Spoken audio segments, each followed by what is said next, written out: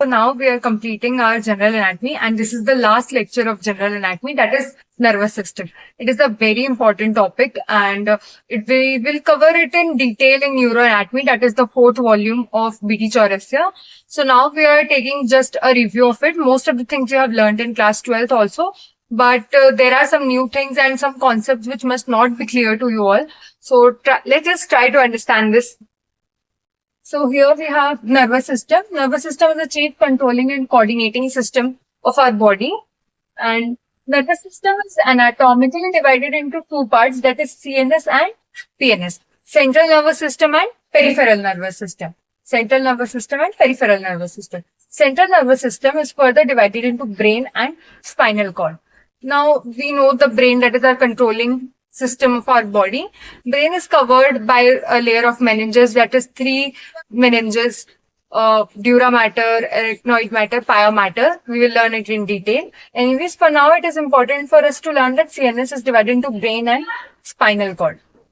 PNS is further divided into cerebrospinal nervous system and peripheral autonomic nervous system. PNS के बारे में ये तीन चीजें दी गई हुई हैं बुक में, that it is involuntary system. It works in our smooth muscles like cardiac muscles and our glands, visceral organs especially.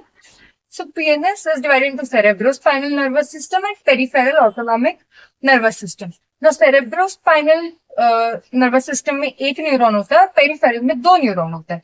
जो एक न्यूरॉन होता है वो एक्सॉन के होते हुए हमारे स्केलेटल मसल को सप्लाई करता है, और यहाँ पे पेरिफेरल में दो न्यूरॉन का बना होता है, pre ganglionic and post ganglionic. मैं अभी ये वाला सिस्टम पूरा समझाऊंगी कि एक न्यूरॉन एक्सॉन से कैसे होते हुए स्केलेटल मसल में जाता है. हम सबने क्लास 12 में एक डायग्राम पढ़ा हुआ था नर्व सेल का, न्यूरॉन का, जिसमें एक्सॉन रहता है, डेंड्राइट्स रहते हैं, और वो उसके थ्रू मसल्स, जो भी कोई भी इंफॉर्मेशन हमारे ब्रेन में जानी होती है या स्केलेटल मसल में जानी होती है, थ्रू आवर ब्रेन दो तरीके से इंफॉर्मेशन हमारी बॉडी में ट्रेवल करती है. फ्रॉम कोई भी चीज का रिफ्लेक्स अगर है किसी मसल से ब्रेन में जाता है, या तो ब्रेन से किसी मसल में जाता है.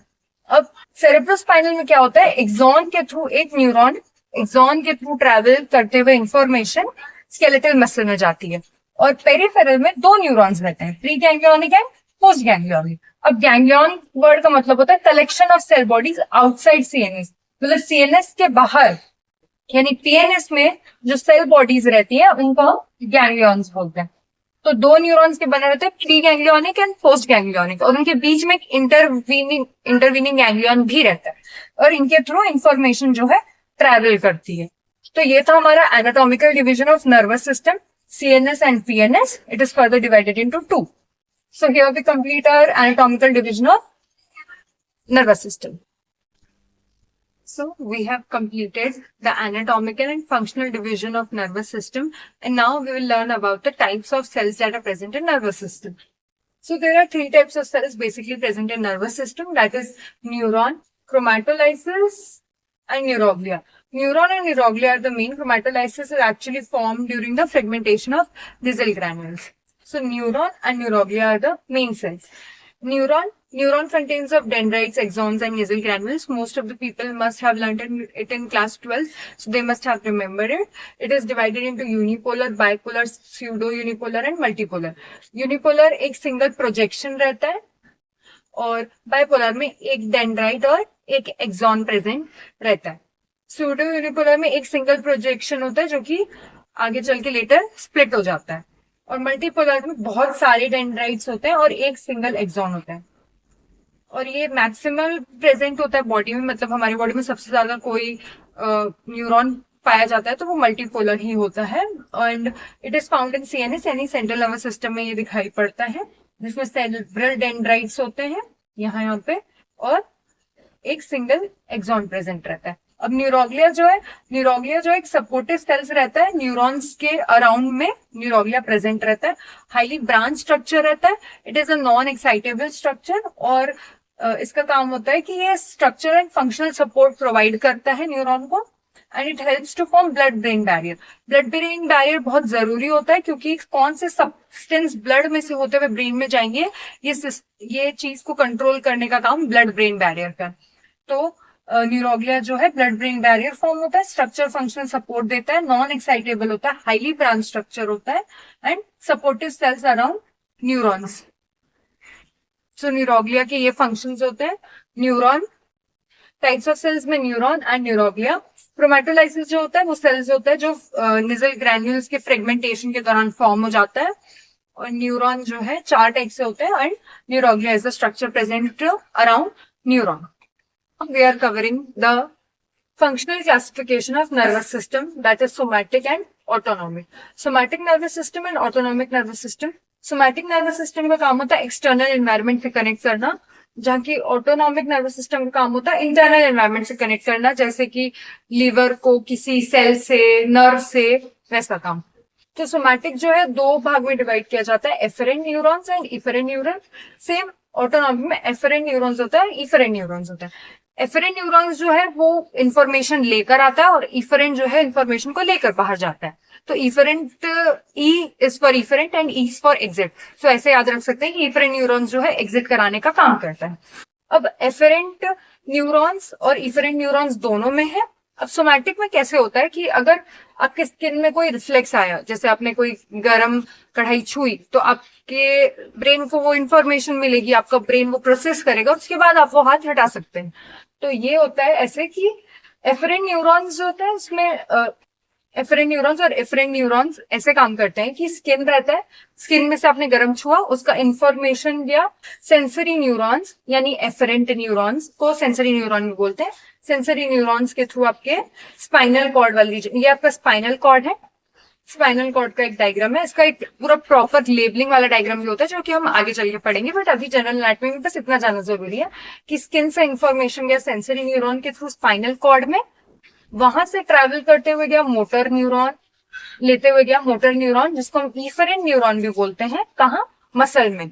स्किन से इंफॉर्मेशन लेके गया एफरेंट न्यूरॉन यानी सेंसरी न्यूरॉन स्पाइनल कॉर्ड में, स्पाइनल कॉर्ड के थ्रू मोटर, स्पाइनल कॉर्ड से होते हुए मोटर न्यूरॉन के थ्रू यानी एफरेंट न्यूरॉन के थ्रू इंफॉर्मेशन गई मसल। तो एफरेंट न्यूरॉन जो है आपके डर्मेटोम को सप्लाई करती है और इफरेंट न्यूरॉन जो है आपकी मायोटोम को सप्लाई करती है। अब डर्मेटोम मायोटोम क्या होता है? डर्मेटोम एक सिंगल स्पाइनल नर्व जिस स्किन की एरिया को सप्लाई करे तो हम उसको डर्मेटोम बोलते हैं, और मायोटोम वो होता है जब एक कोई सिंगल स्पाइनल नर्व यानी जो स्पाइन से निकल रही कोई वो एक सिंगल नर्व जो है वो मसल को जाके सप्लाई करे, तो उसको, उस रीजन को हम मायोटोम बोलते हैं, उस मसल को हम मायोटोम बोलते हैं। और स्किन में अगर एक स्पाइनल नर्व कोई सी सप्लाई करती है तो हम उसको डर्मेटोम बोलते हैं, और एक स्पाइनल नर्व अगर किसी मसल को सप्लाई करे तो हम उसको मायोटोम बोलते हैं। तो एफरेंट न्यूरॉन्स जो है आपके मायोटोम में मिलती है, एफरेंट न्यूरॉन्स जो है आपके डर्मेटोम में मिलते हैं। तो ये हो गया पूरा somatic nervous system, afferent, efferent, और ऐसे वो काम करता है। अब हम बात करते हैं ऑटोनॉमिक के बारे में। ऑटोनॉमिक जो है इंटरनल एनवायरनमेंट को कनेक्ट करता है और इसमें भी एफरेंट और इफरेंट न्यूरॉन्स होते हैं। अब जो इफरेंट न्यूरॉन्स होते हैं इसमें वो सिंपैथेटिक नर्वस सिस्टम और पैरासिम्पैथेटिक नर्वस सिस्टम दोनों में मिलता है। अब सिंपैथेटिक नर्वस सिस्टम का हम लोग सब क्लास 12 में पढ़े हुए हैं कि फ्लाइट एंड फाइट रिस्पॉन्स देना। पैरासिम्पैथेटिक जो है आपके रिलैक्सेशन के टाइम पे आपके बॉडी में वर्क करते हैं, ये हमने बेसिक पढ़ा हुआ है। जो नया हम अभी पढ़ने हैं वो ये है कि सिंपैथेटिक नर्वस सिस्टम को जो है थोरैकोलम्बर नर्व जो है वो सप्लाई करते हैं।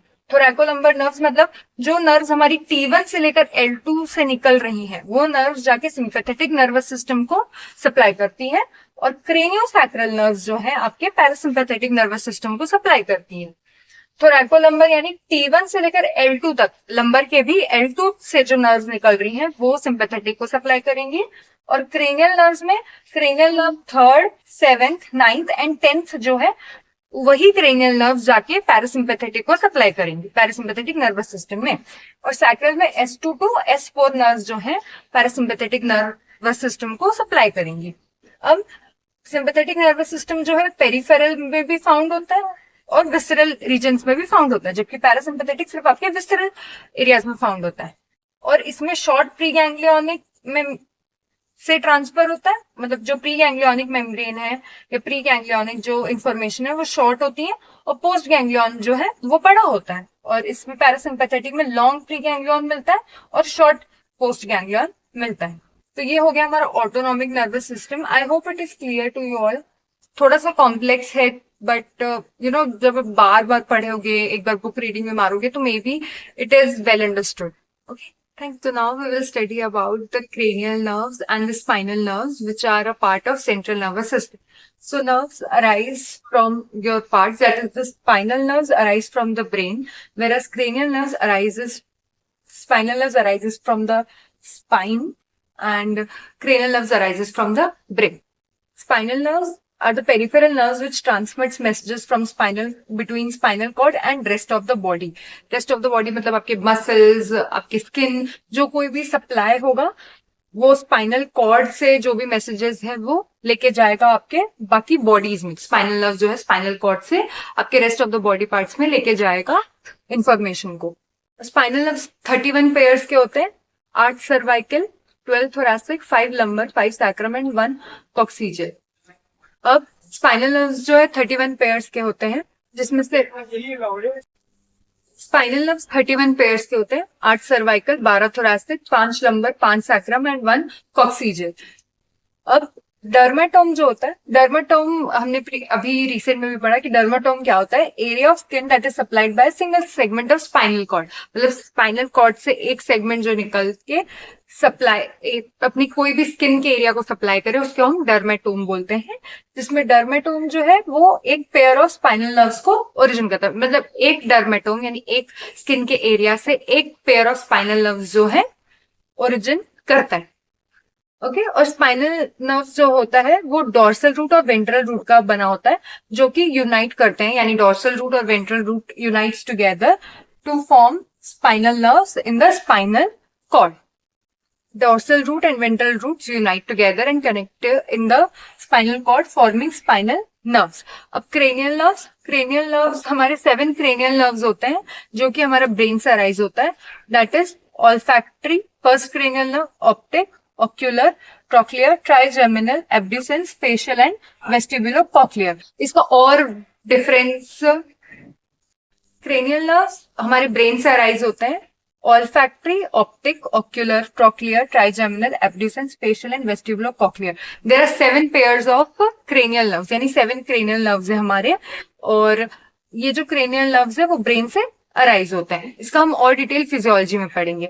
तो यहाँ हमारा जनरल एनाटमी का लास्ट लेक्चर यानी कि nervous system of general anatomy जो है वो खत्म होता है.